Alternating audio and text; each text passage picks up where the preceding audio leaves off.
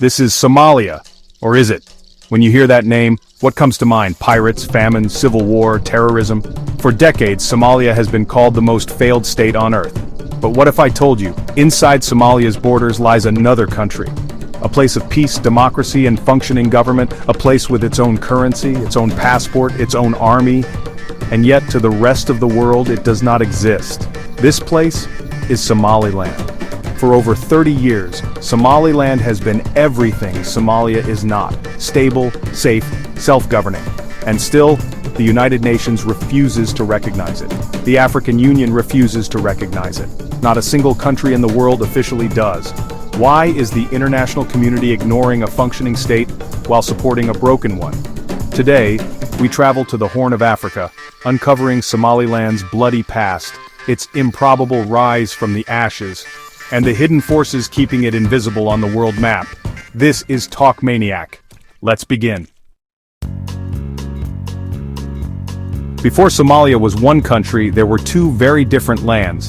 In the north, British Somaliland Protectorate. In the south, Italian Somalia.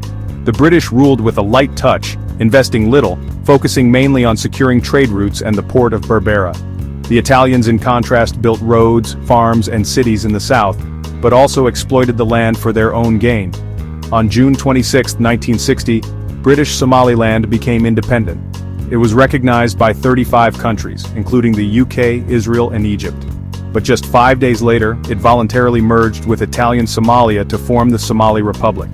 It was a decision driven by pan-Somali nationalism, the dream of uniting all ethnic Somalis under one flag, a dream that would turn into a nightmare. The early years were hopeful. Somalis elected their leaders, the two regions shared a new flag, a new anthem, a new identity, but beneath the surface, resentment was building. The north, the former British territory, contributed taxes, but saw little return in development. Government jobs, aid projects, and investments overwhelmingly favored the south. Then came 1969. A military coup put Siad Barre in power. Barre promised unity through scientific socialism. He aligned first with the Soviets, then with the Americans, playing Cold War politics to his advantage, but his rule grew authoritarian. Dissent was crushed. Opposition was met with prison, or worse. In 1977, Barre invaded Ethiopia's Ogaden region, home to ethnic Somalis.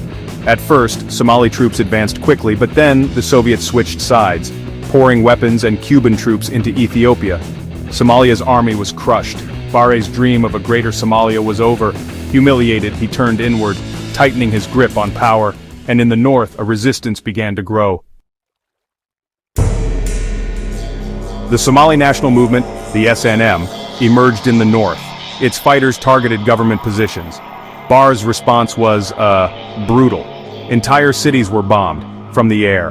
Hargeisa was reduced to rubble. Up to 200,000 civilians were killed. Hundreds of thousands fled to Ethiopia. Survivors still speak of government troops planting landmines in water wells. This was the breaking point. As Somalia descended into civil war in 1991, Barre was overthrown. While Mogadishu tore itself apart with clan warfare, the north took a different path. Clan elders met in the town of Barrow. They declared the Republic of Somaliland. Independent, sovereign, separate from Somalia. No one recognized them, but they had no intention of turning back. Somaliland's peace process was unique. No UN peacekeepers, no foreign mediators. Conflicts were settled through traditional clan negotiation, under acacia trees. Former militia fighters were absorbed into the army or civilian jobs. A constitution was drafted in 2001, and approved by 97% in a referendum. While Somalia cycled through warlords and extremist rule, Somaliland held democratic elections and peaceful transfers of power. Today, Somaliland has its own currency, the Somaliland shilling. Its economy relies on livestock exports, diaspora remittances, and trade through Berbera port. Mobile money is everywhere, even camel traders use it. Schools and universities are expanding. Women are prominent in business and politics. And despite being unrecognized, Somaliland's passport gets its citizens into dozens of countries. So why won't the world recognize Somaliland? The African Union fears setting a precedent that other regions might break away. Somalia's government claims Somaliland as its territory and blocks recognition at the United Nations. Major powers, from the United States to China, avoid angering Mogadishu. There's also geopolitics. China pressures countries not to recognize Somaliland because it has ties with Taiwan. Ethiopia flirts with recognition, but fears destabilizing relations with Somalia. In 2024, Ethiopia signed a deal hinting at recognition in exchange for access to Berbera port. If that recognition comes, others may follow. But until then, Somaliland remains a state in all but name, living in the shadows of international law. Somaliland's story is a paradox. It has peace, democracy, and stability, and yet it's invisible. It's proof that in international politics, borders matter more than justice. Somalilanders ask, what more do we have to do? The world has no good answer. This has been Talk Maniac. If you've learned something new, like share and subscribe, and join us next time for another story the world doesn't want you to hear.